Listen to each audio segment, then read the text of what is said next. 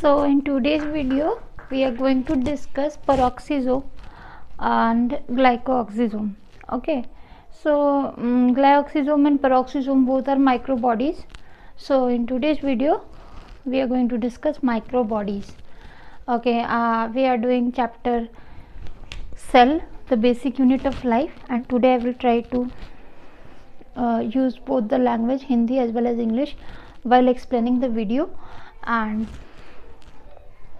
तो आज हम लोग माइक्रोबॉडीज़ पढ़ेंगे जो कि सेल चैप्टर से है, और सेल चैप्टर आपका class 11th NCERT biology NCERT का चैप्टर है, the basic unit of life.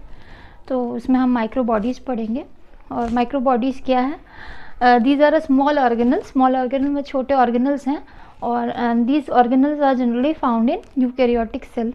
ठीक है, and these organelle absorb oxygen for doing oxidation process. ये ऑक्सीडेशन प्रोसेस करेंगे। ऑक्सीडेशन प्रोसेस ऐसे प्रोसेस होते हैं जहाँ पे इलेक्ट्रॉन का लॉस होता है। तो इन इलेक्ट्रॉन लॉस करने वाले रिएक्शन को हम ऑक्सीडेशन कहते हैं, और यहाँ पे ऑक्सीडेशन हो रहा है। But these oxidation process are not as like your respiration, other than respiration. में रेस्पिरेशन के अलावा जो ऑक्सीडेशन प्रोसेस होगा वो पेरोक्सिसोम में होगा। और ये ऑक्सीडेशन किस लिए किया जा रहा है? ताकि हम जितने भी टॉक्सिक एलिमेंट हैं या जितने भी वेस्टफुल एलिमेंट्स हैं जिनकी ज़रूरत नहीं है सेल को, उनको ऑक्सीडाइज करके मतलब उनको हाइड्रोजन परऑक्साइड या वाटर के फॉर्म में बाहर निकाल दिया जाए। ठीक है, तो peroxisome has got its name from peroxides, जो इसमें पेरोक्साइड बनाने का जो क्षमता है, इस वजह से इसको पेरोक्सिसोम कहा जाता है। And it was discovered by Christian D डवे। ये 1965 में क्रिस्टियन डी डवे ने डिस्कवर किया था। और ग्लाइऑक्सिसोम जो है इसे ब्राइडेनबैक ने, और बीवर एंड ब्राइडेनबैक, मेनली बीवर, इन्होंने डिस्कवर किया था 1969 में। एंड इन सम बुक, कुछ किताबों में आपका 1965 भी लिखा हुआ है। So you can go with 1965, 61, but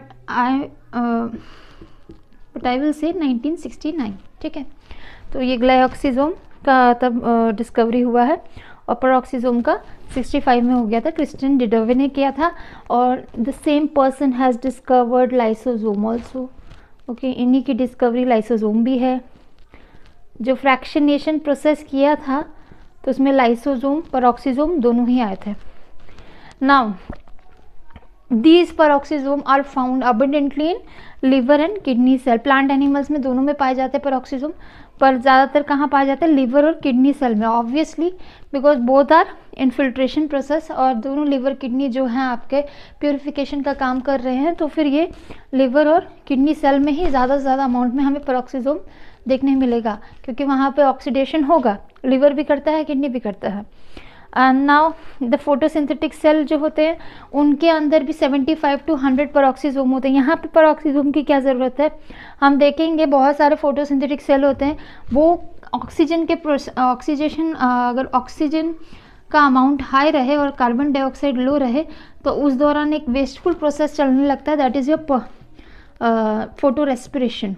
okay, so ये फोटो रेस्पिरेशन करने में इन्वॉल्व हो जाते हैं। फोटो रेस्पिरेशन क्या होता है? फोटो रेस्पिरेशन जनरली आपका जो है ये वो साइकिल है जहाँ पे रुबिस्को एंजाइम जो कि आपका कार्बन फिक्सेशन कराता है, ठीक है, इसका कार्बोक्सिलेशन करने की जगह ये ऑक्सीजनेशन का काम करने लगता है ये एंजाइम। और ये एक तरीके का बहुत ज़्यादा एनर्जी कंज्यूमिंग प्रोसेस करने लगता है, जिसको हम फोटो रेस्पिरेशन कहते हैं। इसमें एक्चुअली क्लोरोप्लास्ट में होता रहता है, पर उसके साथ साथ हमें माइटोकॉन्ड्रिया और पेरोक्सिसोम की भी ज़रूरत पड़ती है इस प्रोसेस को करने के लिए। तो यही प्रोसेस चलेगा। Now next is your peroxisome में कौन से एंजाइम प्रेजेंट है? urate oxidase, D-amino acid oxidase. Now see, D-amino acid oxidase, D-amino acid is generally not found in normally they are not found in nature, but they are present in bacteria. D-amino acid कहाँ present रहते हैं? Bacterias के wall में present हो सकते हैं. तो अब बैक्टीरिया को किल करना रहेगा, so they will use this D amino acid oxidase. So it is use for oxidation. Okay, urate oxidase, urate oxidase is required for what? Urate is formed. ये यूरेट जो है ये कब बनता है? जब न्यूक्लिक एसिड का डिग्रेडेशन होगा. जब न्यूक्लिक एसिड को डिग्रेड किया जाता है, तोड़ा जाता है, उसके कैटाबॉलिज्म के दौरान ये यूरेट बन के आते हैं. तो ये यूरेट को भी ऑक्सीडाइज करना है, तो उसके लिए भी एंजाइम चाहिए, यूरेट ऑक्सीडेज. तो ये उसके लिए है. Alpha hydroxy acid oxidase, beta hydroxy acid oxidase, ये सब फैटी एसिड के ऑक्सीडेशन के लिए है. फैटी एसिड को तोड़ के एसिटाइल CoA में कन्वर्ट किया जाता है, एसिटाइल कोएंजाइम ए में, और फिर वो फर्दर एसिटाइल कोएंजाइम ए जो है वो क्रैब साइकिल में चल के 12 ATP देगा आपको. तो ये उसके लिए है, फैटी एसिड के ऑक्सीडेशन के लिए. फिर catalyst. Now why catalyst is present? क्योंकि पेरोक्सीसोम जो है हमेशा हाइड्रोजन पेरोक्साइड बनाता है. Now that hydrogen peroxide if it will get accumulate, अगर ये जमा हो जाएंगे सेल में तो ये टॉक्सिसिटी पैदा करेंगे, सेल के लिए टॉक्सिक हो जाएंगे. तो यहाँ पे इस H2O2 को डिग्रेड करना ज़रूरी है H2O + O2 में. ठीक है, तो ये कौन करेगा? ये कैटलिस्ट करेगा. तो पर्टिकुलरली ये सारे एंजाइम्स हमारे पेरोक्सीसोम में प्रेजेंट हैं. पेरोक्सीसोम में ये एंजाइम्स जो होते हैं ये किस प्रकार प्रेजेंट रहेंगे? ये बीच में एकदम सेंटर में आकर के क्रिस्टलाइन फॉर्म में प्रेजेंट रहेंगे मैट्रिक्स के अंदर. ओके, एक और चीज़, one more thing, your peroxisome will be single membraned organelle. अभी तक हमने प्लास्टिड पढ़ा, माइटोकॉन्ड्रिया पढ़ा, क्लोरोप्लास्ट पढ़ा, सब में डबल मेम्ब्रेन दिखाया था. This is your single membrane. Plus this peroxisome will also contain protein peroxin. अब पेरोक्सिन प्रोटीन जो है ना, इसकी ग्रोथ के लिए भी इंपॉर्टेंट होता है. This is for important for its growth also, division के लिए भी इंपॉर्टेंट रहता है.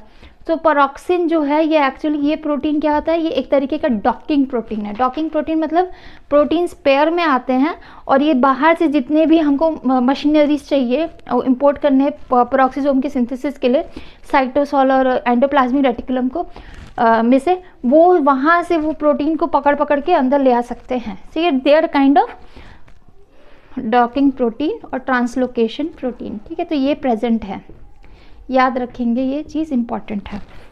फिर अब हम देखेंगे क्या इसका फंक्शन है. जैसा बताया ऑक्सीडेशन कराएगा, तो ये सारे चीज़ों को जितने भी टॉक्सिक मतलब जितने भी टॉक्सिक सब्सटेंस, जैसे अल्कोहल हुआ, फिनॉल हुआ, अल्केन हुआ, ये सबको डिटॉक्सीफाई कर देगा, उनका ऑक्सीडेशन करके उनको ख़त्म कर देगा. जीनोबायोटिक्स, जैसे आपके डी अमाइनो एसिड जो मैंने बताया, एल्केन जो बताया, ये सारे जीनोबायोटिक्स होते हैं. जीनोबायोटिक का मतलब होता है ऐसे लिविंग सब्सटेंस जो कि हमें किसी उनसे मिले, बाहरी, जिनका हमारे अंदर से नहीं वो बन सकते. ठीक है, जीनोबायोटिक मतलब बाहर से जो आए हैं, तो वो सारे जीनोबायोटिक्स जो हैं उनका कैटाबोलाइज, मतलब उनको भी they can be कैटाबोलाइज्ड in peroxisome, यानी उनको भी तोड़ा जा सकता है, डिग्रेड किया जा सकता है. फोटो रेस्पिरेशन मैंने पहले ही बता दिया. फोटो रेस्पिरेशन C2 साइकिल जिसको कहा जाता है, वो भी चलाते हैं, पेरोक्सीसोम में चलते हैं. वहाँ पेरोक्सीसोम के दौरान पेरोक्सीसोम में जब ऑक्सीलेट बनता है और इसी दौरान ग्लाइसिन और सिराइन बनते हैं. ग्लाइसिन पहले, फिर सिराइन बाद में, और ये दोनों अमाइनो एसिड बनने के बाद H2O2 भी रिलीज होता है वहाँ पे. फिर वही H2O2 आपका कैटलिस्ट के थ्रू मतलब न्यूट्रल कर दिया जाता है, वाटर में चेंज कर. लॉन्ग चेन और ब्रांच्ड फैटी एसिड जो होते हैं उनको पेरोक्सीसोम में क्या मतलब ऑक्सीडाइज किया जाएगा, तोड़ा जाएगा. ठीक, तो ये सारा पेरोक्सीसोम का आपका this is the function. Detoxification of xenobiotic, toxic substance, photo respiration. तो यहाँ पे ऑक्सीडेटिव डिग्रेडेशन होगा, डिटॉक्सिफिकेशन होगा, then long fatty acid chain का डिग्रेडेशन कैटाबोलिज्म होगा. Now what is glyoxysome? Glyoxysome, Breidenbach discovered this, okay, and it appears in germinating oil seeds. ठीक, जितने भी ऑयल सीड्स हैं उनके अंदर स्टोरेज का फॉर्म होता है, फैट का स्टोरेज जो करना रहेगा वो हमेशा ग्लायोक्सिसोम जो है ये करेंगे. ठीक है, सॉरी, शुगर का स्टोरेज, जो कार्बोहाइड्रेट का स्टोरेज हो, ग्लायोक्सिसोम करेंगे. प्लस इसमें ग्लायोक्सिलेट साइकिल चलता है. Glyoxylate cycle is what is glyoxylate cycle? Fatty acid is converted to sugar, okay, in this glyoxylate cycle. Maximum reaction इसके क्रैब साइकिल से मिलते हैं. it is similar to Krebs cycle. Many of reaction will it will share with Krebs cycle. तो ये Krebs cycle से ये maximum मिलते जुलते हैं। और इसके पास बीटा ऑक्सीडेशन भी होता है। बीटा ऑक्सीडेशन हमेशा बीटा कार्बन से टूटता है। फैटी एसिड जब तोड़ा जाता है, फैटी एसिड को जब कैटाबोलाइज किया जाता है, ब्रेक डाउन किया जाता है, उस दौरान बीटा कार्बन से वो ब्रेकिंग शुरू होती है ताकि वो 2 कार्बन्स के एसिटाइल COA में कन्वर्जन हो सके। तो उसी को बीटा ऑक्सीडेशन कहा जाता है। तो उसके एंजाइम भी ग्लाइऑक्सिजोम में प्रेजेंट रहते हैं।